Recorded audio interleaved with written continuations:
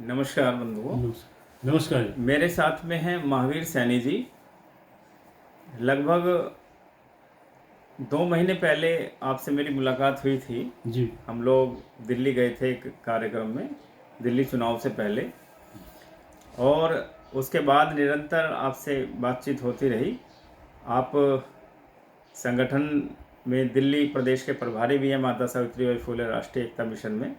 आप ही के निवेदन पे आप पहले ऐसे व्यक्ति हैं जिन्होंने आगे बढ़ कर के साथ काम करने का और हमें मार्गदर्शन आपका मिलने का सौभाग्य प्राप्त हुआ। और जो भी मिरेकल जानकारियाँ आपके विषय में मुझे अभी कुछ समय पहले मिली, तो मेरा मन हुआ कि इस पर एक हम लोग साक्षात्कार, आपस में एक इंटरव्यू की जो हमारी श्रृंखला है, समाज के जो प्रतिभाशाली लोग हैं उनको और उनकी बात दुनिया तक पहुँचे, उसी क्रम में आपका बातचीत शुरू करते हैं। स्वागत है बहुत बहुत आपका। आपसे बातचीत करें उससे पहले आपके विषय में, क्योंकि आपके साथ में पुत्र की तरह रहते हैं आपके दामाद जी, हाँ, मेरे साथ कविराज सैनी जी। हाँ, तो उनसे भी कविराज सैनी जी का स्वागत है। नमस्कार। आपसे भी उसी दिन मेरी मुलाकात हुई थी, आज दूसरी मुलाकात है। आप घर आए, आपका स्वागत है बहुत बहुत। तो आपने जो आपका अनुभव है बाबूजी के साथ में, वो किस तरह का है? आप वैसे तो फैमिली मेम्बर ही हैं, लेकिन जो आपको ये अलग हट कर के अनुभूतियाँ आपके शब्दों से मिल रही है, तो आप किस तरह से इनके व्यक्तित्व को देखते हैं? हमारे लिए भी एक चमत्कार है जी, अद्भुत। बिल्कुल जैसे जैसे मेरी शादी हुई थी 2006 में, तो उसके थोड़े बाद ही हमें पता लगा कि मैं इस तरीके से शक्ति प्रकट होती है, लिखते हैं। पहले संस्कृत में आता था, अलग अलग भाषाओं में आता था। फिर इन्होंने 2009-10 में एक पूजा पाठ रखाई कि भगवान से विनती करी कि हिंदी में आए जनता तक मैसेज जाए, क्या लिखवा रहे हो मेरे से क्या नहीं। उसके बाद ये हिंदी में आना शुरू हुआ और ऐसे ऐसे ये लिखते रहे और आगे बढ़ते रहे। बहुत से लोग हमें मिलते रहे, लेकिन कोई अंजाम तक बात पहुंचा नहीं सके हम अपनी इस बात को।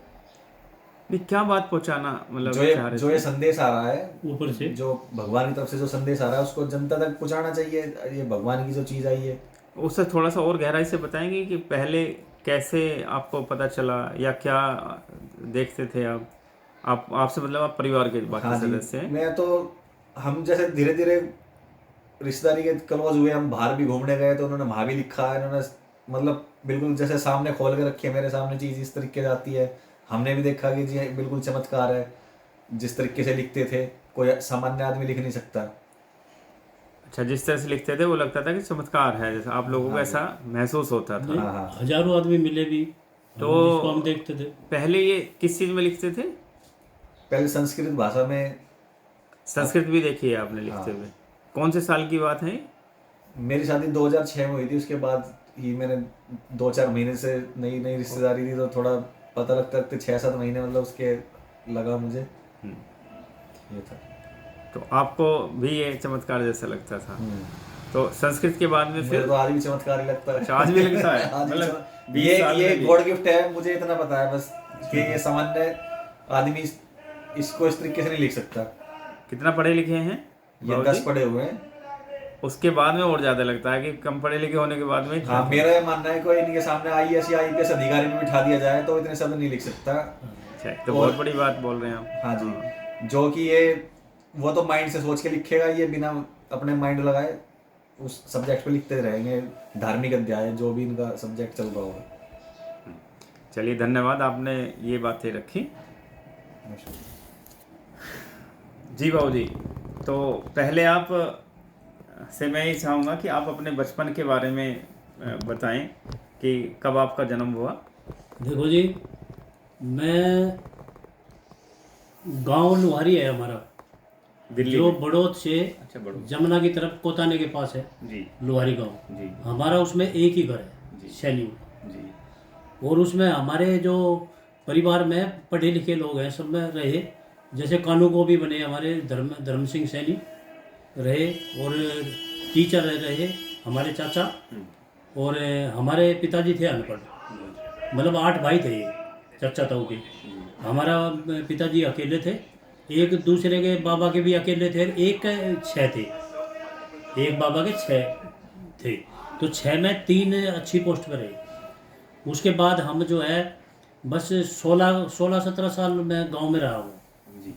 उसके बाद क्या नाम था? हम भी 6 भाई थे। माता पिताजी का क्या नाम? मेरे पिताजी का नाम भारू सिंह था और मेरी माता का नाम स्वरूपी देवी था। दादाजी दादाजी का कुंदन जी था, दादाजी का हमारे। दादी जी का? और दादी जी का तो नाम मेरे याद नहीं है। और दादा भिक्कन मेरे परदादा का नाम था। अच्छा, उनका भी पता है? हाँ, भिक्कन का ही पता मुझे। और मुझे तो उसका उससे ऊपर का ही पता, लेडीज का नहीं पता। हाँ, उससे ऊपर जमुना दास थे, जमुना दास, फिर भिक्कन, फिर कुंदन, और फिर बारू, और फिर हमारा आ गया। मेरा जो सबसे बड़ा भाई था, हम 6 भाई हैं, उनमें सबसे बड़ा भाई जो है मेरा सूबेदार से रिटायर हुआ था, उसमें था मिलिट्री में। क्या नाम? राज सिंह जी। हाँ, अच्छा जी। फिर उसके बाद मेरा उससे छोटा भाई जो है डॉक्टर है आयुर्वेदिक, वो सोनीपत में है। जी। और उससे छोटा मैं हूँ, तीसरे नंबर डॉक्टर साहब का क्या नाम बताया आपने? है कलीराम जी। कलीराम जी हैं। और उससे छोटा मैं हूँ। जी। और उससे छोटा जो है मलेरिया में है दिल्ली। जी। और 2 जो हमारी डेथ हो गई थी, 2 भाइयों की, सबसे छोटे, उनके बच्चे हैं वैसे भी। जी। और जी मैं जो है दिल्ली जल बोर्ड में 82 में लगा था जी। नौकरी पे। नौकरी मेरी एज ए क्लर्क के लेवल की थी। और उसमें मैंने जो है मैं उसी संस्थान में गया था, दिल्ली जल बोर्ड के, जी। जो ओल्ड सेक्रेटरिएट, पुरानी जो ओल्ड सेक्रेटरिएट है, जी। जी। उसके पीछे है, चंद्रावल वाटर वर्क्स नंबर जी। 1। उसमें मैंने नौकरी की 36 वर्ष। जी। मुझे इनाम भी मिला था जी। कि मैंने एक जगह नौकरी की।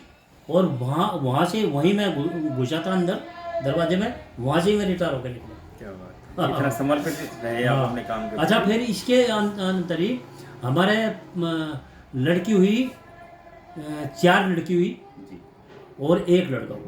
4 लड़की बड़ी थी। क्या क्या नाम है उनके? हाँ, सबसे बड़ी लड़की का नाम है प्रिंसी, उसे ममता भी कहते हैं। दूसरी का नाम है प्रीति, और तीसरी का नाम है नीरू। जी। हाँ, और चौथा विवेक लड़का है। जी। और ऐसा हुआ कि हमारी एक चौथी लड़की थी, जी। 6 वर्ष की, वो गुजरी थी। Oh my. वो भी लिखती थी। अच्छा। हाँ, वो भी लिखती थी। वो स्कूल में नहीं गई थी, 6 साल की गुजरी थी। वो डायरी पर लिखती थी।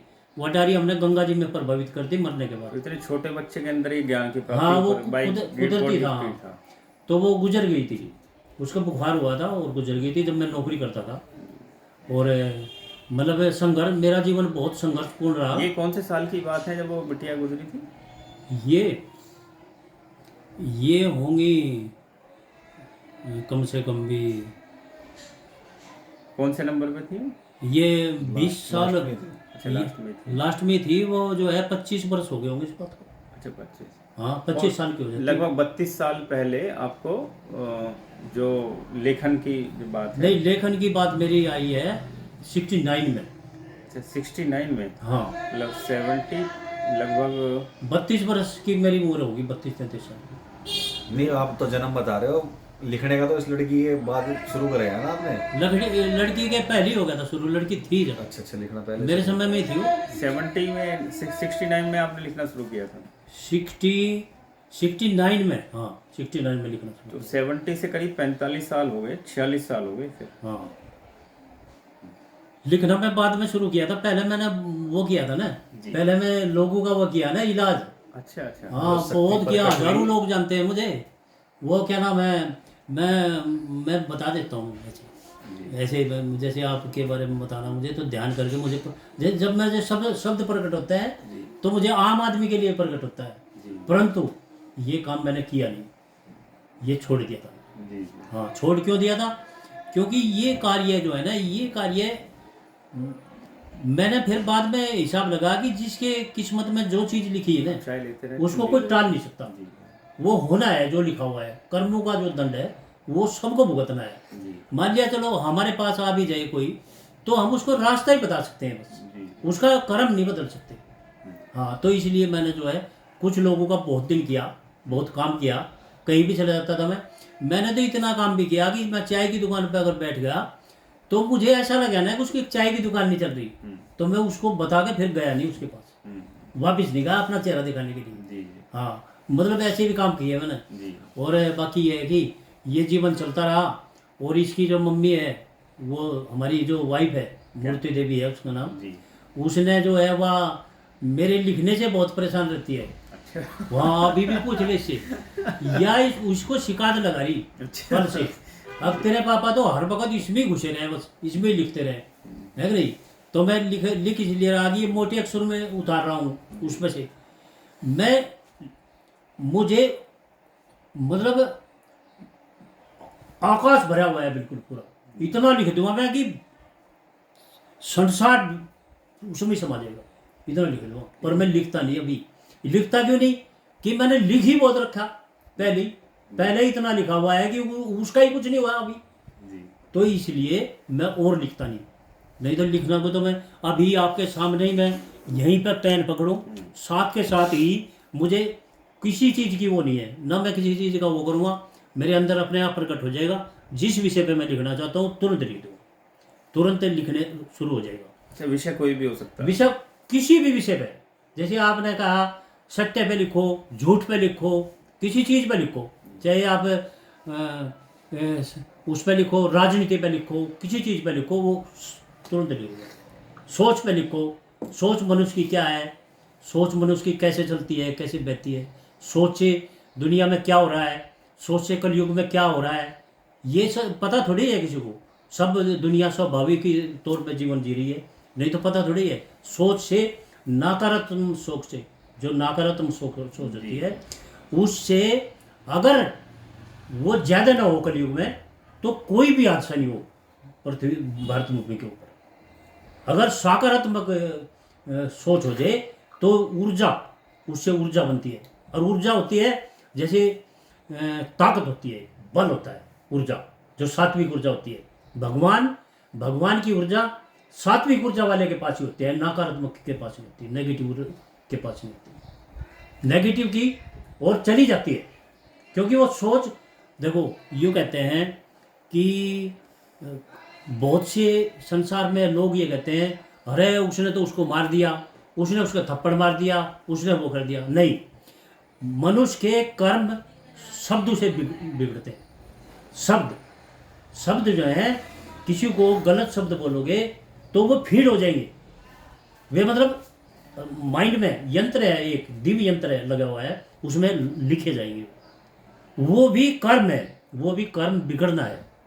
हाँ, ये नहीं कि स्थूल से हम उसको देखेंगे या करेंगे, उसको ही कर्म कहते हैं। नहीं, सोच को भी कर्म कहते हैं, गलत सोच को भी। और हम किसी को शब्द भी गलत बोलेंगे तो भी वे पाप कर्म होंगे, इनका सब का बदला चुकाना पड़ता है। कितने जन्म लेने पड़ते हैं। हमने तो जन्म के बाद का भी लिखा हुआ है, हम खुद देख के, हम लोग देख के, हम लोगों में भी रात को जब सो जाते हैं हम ऊपर को घूमते हैं, ऊपर कहीं। हाँ, लेकिन उसको लिख सकते हैं, हम दिखा नहीं सकते। देखो दुख दुनिया में, संसार में दुख कितना भरा पड़ा, कण कण में दुख भरा पड़ा। आदमी का 1 मिनट में सुख देखता है आदमी, फिर दुख प्राप्त होता है। देखो उसकी काट क्या है। आदमी संसार में ये कहते हैं काट धन हो जाएगा, काट धन से कट जाएगा, ऐसा नहीं है। ज्ञान से दुख को कटा। ये जितने भी महापुरुष पृथ्वी पर आए हैं, सब ये पुरुषकृत आत्माएं हैं, जो धरती भारत भूमि के ऊपर आए हैं या दूसरे खंडों में आए हैं, अमेरिका में आए हैं, इधर आए हैं, ईसाइयों में आए हैं, ये सब भगवान के भेजे हुए थे, पुरुषकृत आत्मा थी। ये इस मनुष्य जात को जगाने के लिए आते हैं जी। हाँ, क्योंकि मनुष्य जो है कोई आदिकाल से ये इसका जन्म अहंकार से हुआ, ये कभी भी ये सुधर नहीं सकता। हाँ, इसने बहुत ज़्यादा ये मानता ही नहीं किसी की बात जब से चल रहा है। बहुत महापुरुष आए लेकिन इन्होंने किसी की बात नहीं मानी, वे लिख कर चले गए, उनको पढ़ा भी लोगों ने, प्रचार भी हुआ, लेकिन कौन मानता है? मानता ही नहीं कोई, क्योंकि ये हर युग का समय होता है, हर युग में जो मनुष्य पैदा होते हैं उनका भी सबका भाग्य अपना होता है, सबको उसको मानना है, सबको उसको दंड मिलना है। और जो कोई भगवान का बंदा आ जाता है, भगवान उसको पुरस्कृत करके भेजता है संसार के लिए, अमन शांति हो जाए, तो उसकी बात, जैसे युग कलयुग है, अभी हम ज्ञानी, हर आदमी ज्ञानी बन रहा है, उसमें देखो यूट्यूब पर देखो या कहीं भी देखो, ज्ञान की बातें छांट के लिखता है, वो कहता है मैं ज्ञानी, तो फिर ज्ञानी की बात को क्यों मानेंगे? देखो हमने इस पे यूट्यूब पे भी ये लिखा, भाई हमें प्रकट होता है, हम मीडिया के सामने भारत की किसी भी किताब, हिंदुस्तान की वर्ल्ड की किसी भी किताब में से हमने एक शब्द नहीं लिया, हम दिखा सकते हैं, और सच्ची बिल्कुल सत्य है, और हम वो भी भाषा जानते हैं जो मैं भी नहीं जानता, वो भी लिख देते हैं हम, मेरा हाथ चलता है और लिख देते हैं। अब अभी मैं मेरे सामने कागज लो, पेंसिल लो, अभी लिख देता हूँ। कौन कौन सी भाषा? मेरे पास जो है, मुझे जो प्रकट होती है, संस्कृत हुई थी पहले, फिर अरबी हुई। और उससे कौन से साल में संस्कृत प्रकट हुई? ये 89 से शुरू किया मैंने लिखना, उससे पहले। वो जो प्रकटीकरण वाली कुछ बात है, कैसे हाँ, आपको महसूस प्रकटीकरण हुआ, उसका थोड़ा सा बताएंगे? हाँ, आपको प्रकटीकरण कैसे- ऐसे हुआ कि जैसे मैं जैसे वैसे ही जैसे भजन वगैरह जो वो क्या नाम है, मैं माला वगैरह कर रहा था, जैसे गायत्री की है, जैसे वो ऐसे कर रहा था, तो करते करते मैंने बंद किया, जैसे जैसे मेरा जो है मन जो है ना हट जाता है संसार से, और शब्द प्रकट होने लगते हैं एकदम, और मुझे अंधेरा में नहीं दिखता। मैं अगर आंख बंद करूँगा तो मुझे रोशनी दिखती है, और आम आदमी को संसार में उसको दिखता है, संसारिक जो आदमी है उसको दिखता है अंधेरा। नहीं, उस दिन की बात बताएं जब आपको ऐसा महसूस हुआ था, उस दिन की घटना को हाँ, बताएं। उस दिन की घटना ये थी, अब जैसे मैं बैठा हुआ था तो मुझे अचानक ही श्री कृष्ण का दर्शन हुए थे। श्री कृष्ण जो है सोने के रथ में ऐसे आंख में बंद कर रहा था, तो सोने के रथ में ऐसे जा रहे थे, ऐसे ऐसे इस तरह से जा रहे थे। उसके बाद मुझे प्रकट हुआ संस्कृत में, और वो भी महाभारत का सीन, महाभारत का सीन कर रहा। सबसे मैंने बस उसके महाभारत के ही लिखे थे, महाभारत कैसे हुआ, तो महाभारत में। आपने जो गीता है वो पढ़ी थी? ना, कुछ नहीं पढ़ा मैंने जीवन में कुछ नहीं पढ़ा। उससे पहले संस्कृत आपकी बहुत अच्छी थी नहीं थी? नहीं, 10वीं क्लास थी यूपी में, क्या क्या है देख लो, 6ठी क्लास तक वो पढ़ते हैं, गजाननम भूतगणाधि सेवितम कपिजम्भो बलचारु भक्षणम उमासुतम शोक विनाशकारकम, वह जो है वह मेरे आज तक याद है। देखो, तो गीता रामायण महाभारत ना आपने कुछ नहीं पढ़ी मैंने, कोई नहीं। यार मुझे अध्ययन नहीं किया था? इतना संघर्ष रहा मेरे जीवन में, क्योंकि मेरे पास धन की भी कमी रही है कि नहीं। मैं छोटी सी नौकरी करता था, उसमें आप देखो कि मैंने ये बच्चे की शादी की, घर लिया, ये सब कुछ मैंने उसी में किया है। मेरे पास कोई बाप के घर का कुछ नहीं था मेरे पास, है कि नहीं। हमारे जो ज़मीन थी थोड़ी 5-5 बीघे आती थी, 6 भाई थे हम, वो कुछ समय पहले, बहुत समय बीत गया, उसको वह बिक गई थी, वो चली गई थी किसी कारण से, और फिर उसके बाद कुछ रहा नहीं। एक मेरा बड़ा भाई है जो, वो उसकी पास बची हुई है, वो मिलिट्री में था, और हम कुछ करते नहीं थे, तो उस समय वो मामला बिगड़ गया था। मैं बचपन में पीछे आ जाता हूँ। बचपन में मुझे अब में महसूस होता है कि मैं वो खोदा करूँ था बचपन में, धरती में से धरती खोदा करूँ था, मैं पानी निकाला करूँ था, मतलब मुंदा पड़ के, और वो गड्ढा खोदा करूँ था, और गड्ढे में यूं ताकत लगी रहती पूरी मेरी, जो जैसे मैं पानी निकाल लूँ। और मेरी माँ, मेरे पिताजी यूँ कहते थे, यूँ पता नहीं क्या खोद दो ज़मीन के अंदर। और वो मुझे जवानी में आके मिली, वो कुदरती, मतलब जल जो है ना कुदरती होता है ना, ऐसी मुझे विद्या मिली फिर आके। हाँ, इस तरह से हुआ था। तो संस्कृत में आपने लिखना शुरू किया हाँ 89 के आसपास? हाँ 89। तो एक संस्कृत के बाद किस चीज़ में लिखना शुरू किया? फिर संस्कृत के बाद मैंने कुछ साल बाद, इनकी शादी हो चुकी थी, शादी होने के बाद मैंने एक वो करवा, गायत्री मंत्र, मतलब 1.25 लाख। अच्छा। हाँ, और मैंने भगवान से ये प्रार्थना की कि जो है आप चाय लेते हैं धीरे धीरे? आप जो है मुझे, अगर ये दिया ही है, किसी के काम नहीं आएगा, संस्कृत वो PhD वाले भी नहीं पढ़ सकते उसको, उसका अनुवाद नहीं निकाल सकते, व्याकरण में नहीं है वो, उसमें निकाल नहीं सकते, तो मैं उसका करूँगा क्या, देने का क्या फायदा। फिर मेरी जो है हिंदी में भाषा में, हिंदी में मैंने वो लिखा सबसे पहले, क्या नाम है, मानव देह यात्रा, मानव देह यात्रा लिखी मैंने सबसे पहले हिंदी में, और उसके बाद फिर तो चालू होएगा, फिर बहुत लिखा, सब विषय में लिखा। नरेंद्र मोदी हमारे प्रधानमंत्री है, उसके ऊपर किताब लिखी, वो चल रही है, फिर उसमें MS जोन पे है, और वो फ्लिपकार्ट पे, और क्या नाम है, कितनी किताबें निकल और चुकी हैं अब तक? पहला एडिशन कब निकाला था? एक किताब निकाली थी हमने 1996 में, उसमें वो सोच है युग परिवर्तन। जी जी। हाँ, नमस्कार जी। नमस्कार जी। नमस्कार। फिर हमने ना निकाली नहीं, भाई साहब मेरी बात सुनो, हाँ जी। मेरे पास तो 15 किताब लिखी हुई है ना, लेकिन छपी नहीं है किताब, जी। वे यूं ही पढ़ी लिखी हुई है सब। 2-3 किताब छपी, सैनी वाली भी छप गई, उसकी वो नहीं पा रही है, क्या नाम है उसका, जिसने वो टाइप की थी, वो लड़का ही नहीं मिल रहा है, प्रकाशन। हाँ, वो उसकी छपी पड़ी वो, और उसकी वो पूरी वो बनी हुई है, लेकिन तो उसका जब से आपने लिखना शुरू किया तब से अब तक कितना लिख चुके हैं आप? मैं लिख चुका हूँ कम से कम 50,000 तो दो होंगे। और मैं उसे नई सड़क से इतनी बड़ी बड़ी वे जो रजिस्टर होते हैं, मोटे मोटे जो बही होती हैं, जी। जो लाल वे चढ़े रहते हैं, हाँ, वे ला रखे मैंने, वे भर दिए मैंने, बहुत भर रखे, सब विषय पे लिखा था। दुनिया में ऐसा कोई चीज़ नहीं जिस पे हमने नहीं लिखा हुआ, सब चीज़ के बारे में लिखा हुआ। तो कौन कौन से प्रकाशनों ने आपकी किताबें निकाली? मेरी प्रकाशन में ये वो दरियागंज वाले ने छापी थी मेरी किताब, ये रोज इसकी रोज पब्लिकेशन है वो, इसने क्या नाम है, ये मोदी वाली तो जी।